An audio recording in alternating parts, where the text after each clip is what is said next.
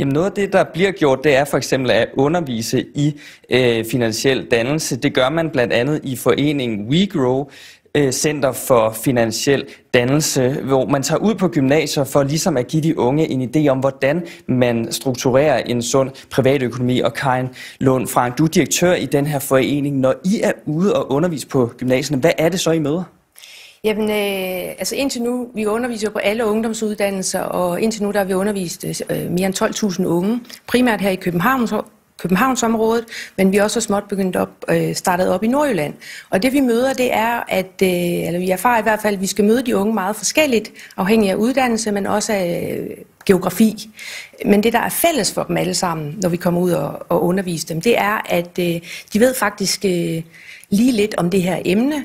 De ved ikke, hvor bredt det er, og de har heller ikke den elementære viden til at kunne starte en forsvarlig hverdagsøkonomi. Og hvad er det, de unge særligt har svært med? Jamen, der bliver jo talt meget i dag om budget og lønsedler, og det underviser vi også i. Men vi prøver også at brede ud, hvor stort det her emne faktisk er.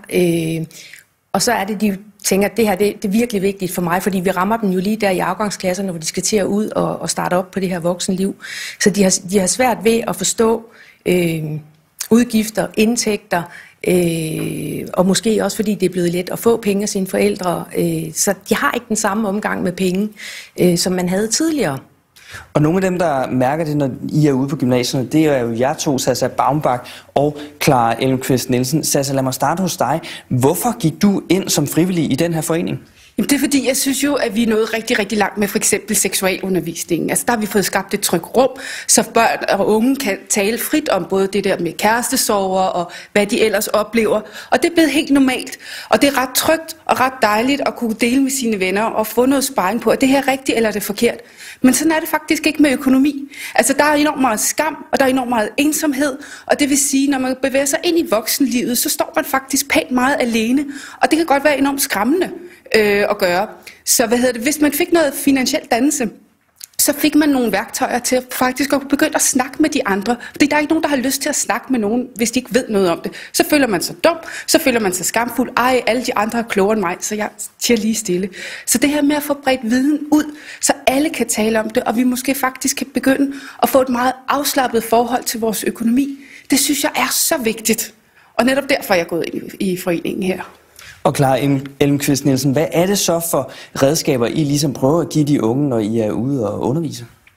Altså, vi prøver at give dem redskaber, som gør, at de kan navigere sin egen økonomi og det økonomiske samfund. Og jeg har selv mærket, hvor svært det kan være at skulle stå alene med det, og ikke have styr på økonomien, og hvor vigtigt det er at have det, og kunne stå i et fællesskab og snakke frit omkring det. Og en af de unge, der har modtaget undervisning, det er jo dig, Andreas Sundhertz, gymnasieelev, og så er du faktisk også frivillig i den her forening, men har altså haft undervisning fra det her ude i gymnasiet. Hvad har det givet dig at få undervisning om privatøkonomi? Jo, altså jeg har jo fået nogle basale principper og regler for, hvordan jeg kan håndtere min egen privatøkonomi, og så har det skabt et trygrum, hvor jeg nu kan snakke med mine venner om økonomi, og hvad der er svært, både de store og de små ting. Jeg har også fået en forståelse for, at økonomi er mere end bare en lønseddel, man får en gang om ugen, eller en gang om måneden, og noget skat, man betaler.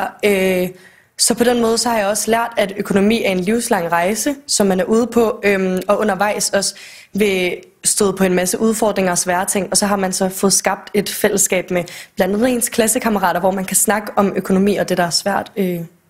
Ja, og den her snak med klassekammeraterne, kan du mærke, at det her forløb ligesom har givet dine klassekammerater, når du kigger rundt på dine jævnaldrende, en bedre forståelse for økonomi?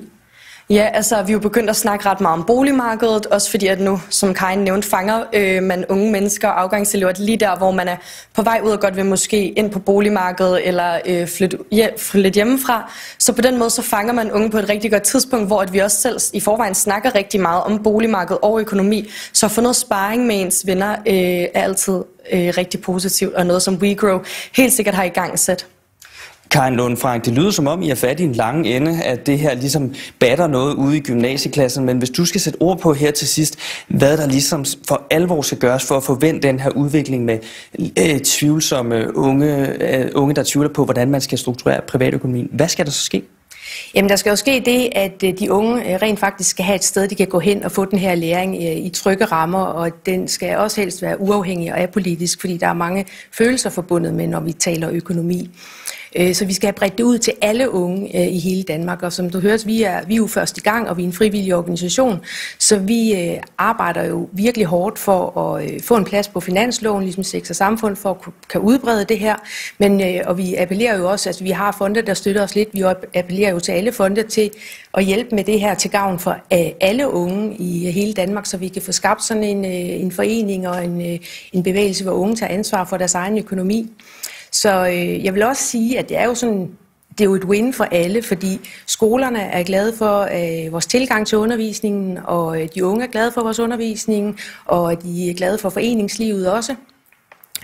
Man kan også sige, at forældre bliver glade for os, fordi deres børn kan få en tryg start på voksenlivet. Pengeinstitutterne får bedre kunder i bankerne, der er mere forberedt, når de kommer derned, blandt andet til boligmarkedet og sådan noget. Så rent faktisk så vil alle vinde på den her konto. I skal have rigtig god arbejdsløs alle 4, og tak fordi I var med her.